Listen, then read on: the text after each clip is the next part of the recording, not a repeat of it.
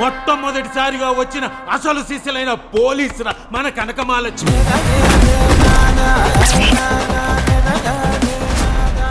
ఇవే ఇవే జీవన తరంగాలు, ఇవే ఇవే జీవన తరంగాలు, జీవన తరంగాలు. Excuse me madam. Devika madam. నమస్తే మేడం. నమస్తే. మీరు? మేము రెయిన్బో ఆర్ఫనేజ్ హోమ్ నుంచి వస్తున్నాం మేడం. ఓకే రండి, లోపలికి రండి.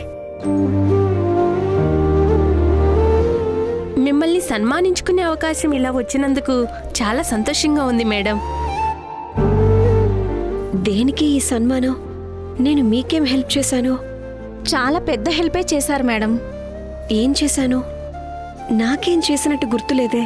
మీ ఫ్రెండ్ కళ్యాణ్ గారు దేవిక అనే మీ పేరు మీద 5 లక్షలు మా ఆర్ఫనేజ్ హోమ్కి డొనేట్ చేశారు మేడం.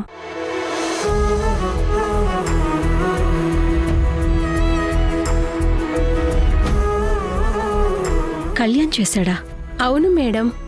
డొనేట్ చేసినందుకు పిల్లలు చెప్పే థ్యాంక్స్లన్నీ మీకే చెందాలని చెప్పి మరీ మమ్మల్ని ఇక్కడికి పంపించారు. మా పిల్లలందరి తరపున మరొక్కసారి మీకు థ్యాంక్స్ మేడం.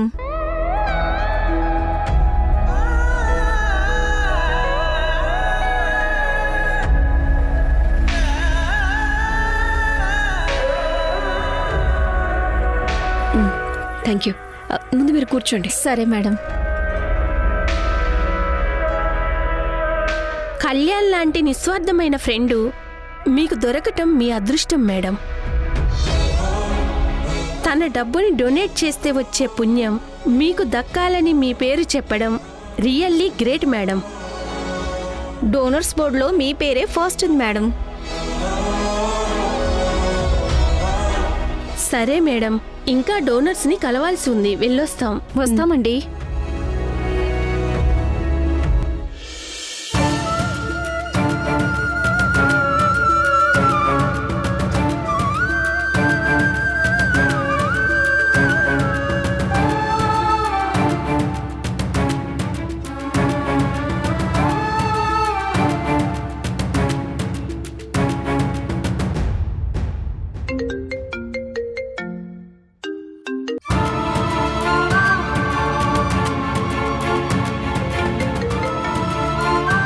హలో.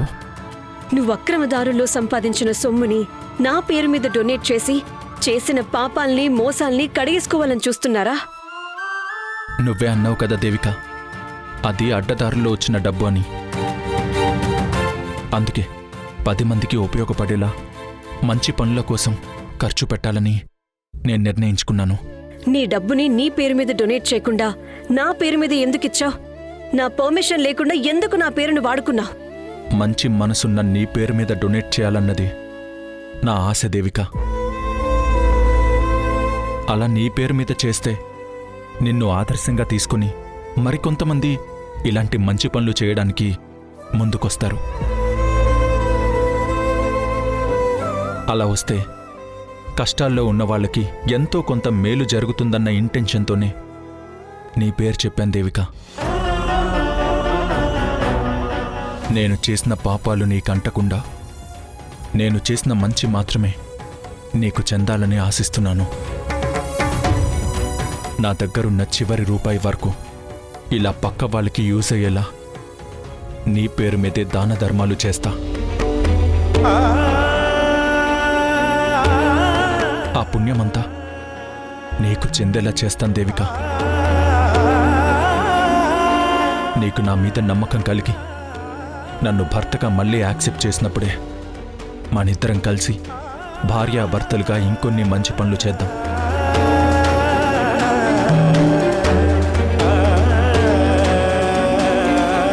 అప్పటి వరకు నీ ఫ్రెండ్గానే కంటిన్యూ అవుతాను. కాదనుకు దేవిక, ప్లీజ్.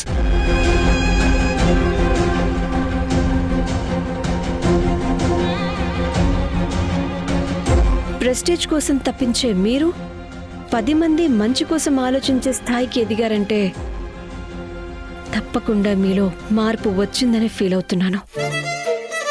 నిజమా దేవిక? నేను మారనని నువ్వు నమ్ముతున్నావా? ఓహ్, ఇది కలో నిజమో అర్థం కావడం లేదు. నిజమే, మీలో ఇలాంటి చేంజ్ ఓవర్ రావాలని నేను ఎదురు చూస్తున్నాను.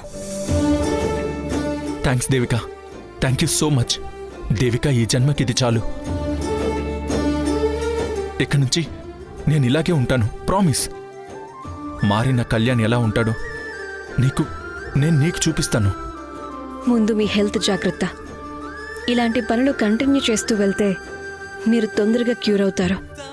మీ మనసుకు కూడా పీస్ఫుల్గా ఉంటుంది. డెఫినెట్గా చేస్తాను దేవిక. అక్రమంగా ఎర్న్ చేసిన అమౌంట్ జీరో అయ్యే వరకు నేను ప్రశాంతంగా ఉండలేను.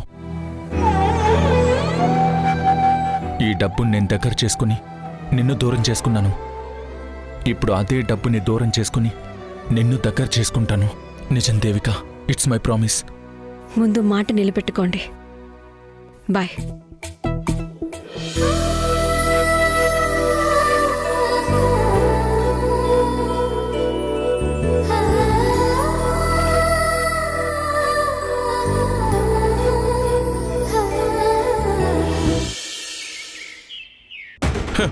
ఇంట్లో విషయాలు ఎవరో బయటాళ్ళు చెప్తే గాని తెలియటం లేదు.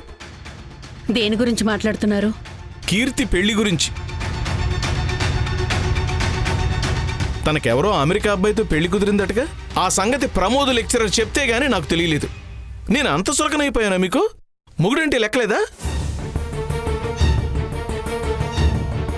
తండ్రిగా నాకు ఓ మాట చెప్పడానికి మీకు ఎందుకంత బరువో నాకు అర్థం కావట్లేదు. ఇప్పుడేమైందని? ఏం కావాలి? కాళ్ళు గడిగేటప్పుడు మాత్రం నేను కావాలి, అంతేగాని పెళ్లి కుదుర్చుకునేటప్పుడు నాతో ఒక్క మాట కూడా చెప్పలేదు. ఎందుకు?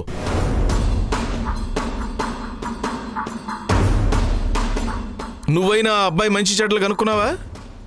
అరే, అమ్మాయి పెళ్ళంటే ఎన్ని ఎంక్వైరీలు చేయాలి? ప్రమోద్ గారు చెప్పారు. ఆ ప్రమోదు పెళ్లి కొడుక్కి మేనమామ. ఏదడిగినా మంచిగానే చెప్తాడు.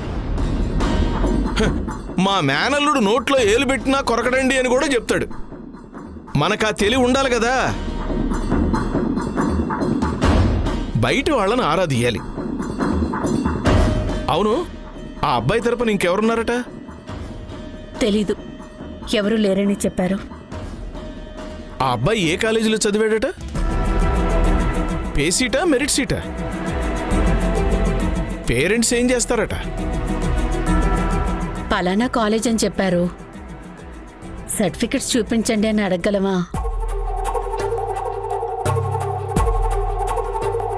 తన అమెరికా వెళ్ళి ఎన్ని సంవత్సరాలు అయిందంట? 8 సంవత్సరాలు. మధ్యలో ఎన్నిసార్లు వచ్చాడంట? 6 సంవత్సరాల క్రితం ఒకసారి వచ్చాడంట. అది కూడా లెక్చరర్ గారు చెప్తే తెలిసింది. అంటే ఆయన ఏది చెప్తే అది విని గంగిరెద్దులా తలూపేయడమే, అంతేగాని అబ్బాయి 8 సంవత్సరాలుగా అమెరికాలో ఏం చేస్తున్నాడు, అక్కడ ఎలా ఉంటున్నాడు, ఏమైనా ఎఫ్ఐఆర్స్ ఉన్నాయా, బిహేవియర్ ఎలా ఉంది, ఇవేవి విడిగా బయట వాళ్ళని కనుక్కోవడం లేదా? కూతురు పెళ్ళంటే నీ ఇష్టం అనుకుంటున్నావా? మరేం చేయమంటారు? కనుక్కునే వాళ్ళు కరెక్ట్గా లేకపోతే? ఓహో, చెప్పేవాళ్ళు కరెక్టే గాని ఇంట్లో పడుండే నేను మాత్రం కరెక్ట్ కాదన్నమాట.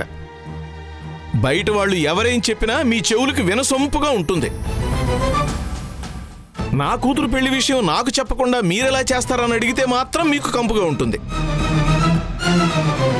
అరే, పెళ్లి విషయంలో ఏమీ తెలుసుకోకుండా ఎలా ప్రొసీడ్ అవుతారు? ఆయన చెప్పారు కదా. ఆయన చెప్తే నమ్మేస్తారా? మరేం చేయమంటారు? ఇదేం పిల్లలాట కాదు, కూతురు పెళ్లి. అన్నీ సవ్యంగా కనుక్కోవాలి కదా. ఎవరు కనుక్కోవాలి?